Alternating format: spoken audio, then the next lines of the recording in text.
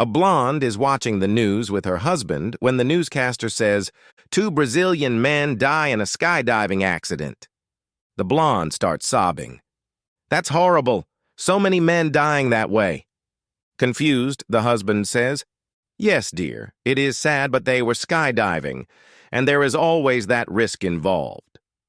After a few minutes, the blonde, still sobbing, says, "How many is a Brazilian anyway?" A priest and a nun were stranded in the desert, their camel lying motionless under the blazing sun. "Sister," the priest said solemnly, "I fear this is where our journey ends." The nun nodded quietly. Then, after a long pause, the priest asked, "Before we go, may I see your shoulders?" The nun, though surprised, agreed. She then returned the question. "Father, may I see your strength?" The priest complied, and after studying it, he remarked, "This can bring life if used properly." The nun's face brightened, and she exclaimed, "Then use it to help the camel so we can get out of here." A blonde and a brunette are spending their day off together at the local lake. Since they're alone, they decide to go skinny dipping and enjoy the beautiful weather. After frolicking around for 30 minutes or so, they decide they have had enough fun. Just as they emerge from the water, two buses pull up, parking right in front of them. To their shock and horror, the buses were full of men from the local church which they both attend.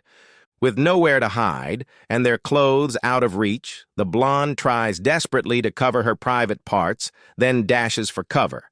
The brunette, instead, covers her face and runs after the blonde. As they get out of view, the blonde says, "Gosh, how will you ever face those men in church now? You didn't even try and cover your private parts." To which the brunette responds, "Well, I don't know about you, but those men only recognize me by my face." Patty speaks frantically into the phone.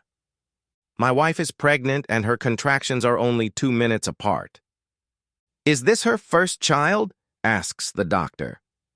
"No," Patty shouts. "This is her husband." A man walks into a bar and takes a seat next to a very attractive woman. He gives her a quick glance, then casually looks at his watch for a moment.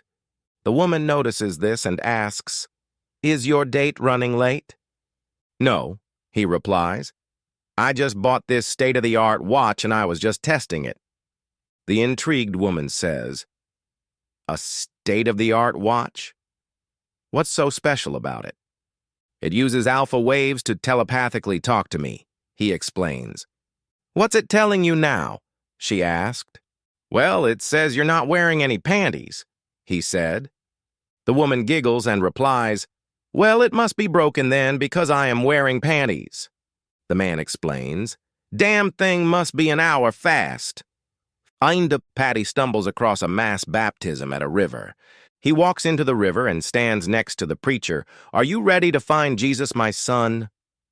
Patty says, "I am, sir." Preacher puts him under the water, then says, "Have you found Jesus?" "No, sir." He then puts him under for longer. "Have you found Jesus?" "No, sir." He puts him under for 2 minutes.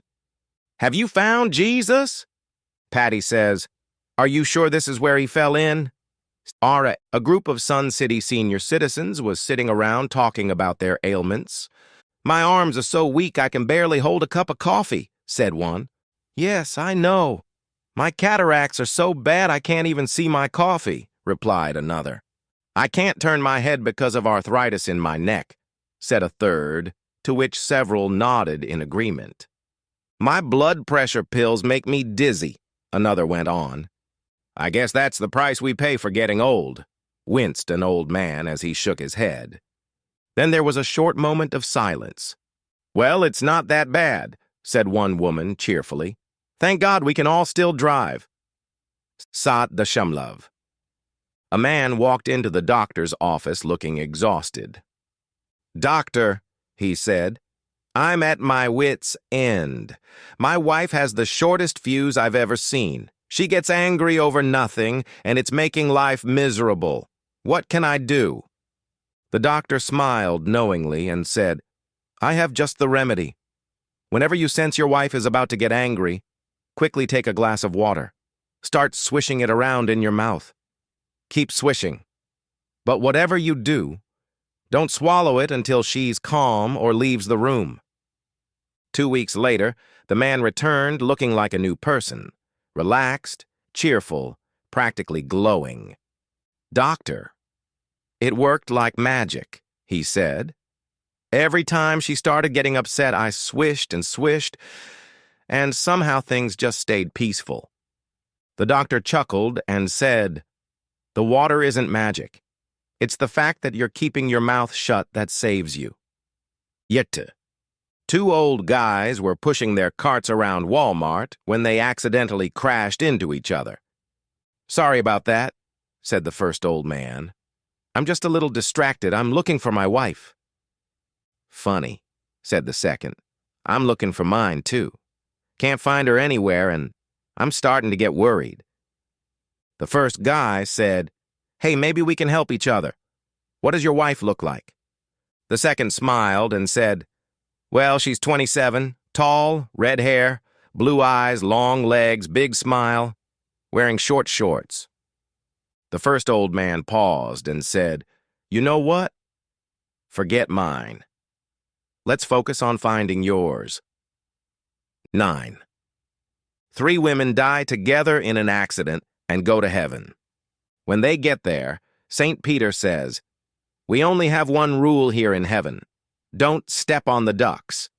So they enter heaven, and sure enough, there are ducks all over the place. It is almost impossible not to step on a duck, and although they try their best to avoid them, the first woman accidentally steps on one. Along comes St. Peter with the ugliest man she ever saw. St. Peter chains them together and says, "Your punishment for stepping on a duck is to spend eternity chained to this ugly man." The next day, the second woman accidentally steps on a duck, and along comes St. Peter, who doesn't miss a thing.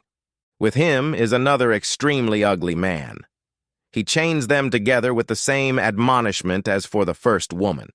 The third woman has observed all this, and not wanting to be chained for all eternity to an ugly man, is very, very careful where she steps. She manages to go months without stepping on any ducks, but one day St. Peter comes up to her with the most handsome man she has ever laid eyes on. Very tall, long eyelashes, muscular, and thin. St. Peter chains them together without saying a word. The happy woman says, "I wonder what I did to deserve being chained to you for all of eternity." The guy says, "I don't know about you, but I stepped on a duck." A married couple rushed to the hospital to deliver their baby. When they arrived, the doctor said, "Good news! We've invented a machine that can transfer some of the mother's labor pain to the father. Would you like to try it?" Both of them agreed, excited and a little nervous. The doctor started by transferring 10% of the pain to the husband, warning, "Even 10% could be intense." But the husband smiled and said, "Psh, I feel fine. Let's turn it up." The doctor increased it to 20%. Still, no problem. 50%? The husband was chilling like he was at a spa. Impressed, and a little suspicious, the doctor said, "You're handling this way better than any man we've ever seen." Finally, the husband said, "Doc, crank it up to 100%. I can take it." And so he did. The wife gave birth to a healthy, beautiful baby, smiling the whole time. No pain, no screaming, just pure joy. The happy family returned home and found the mailman dead on their porch.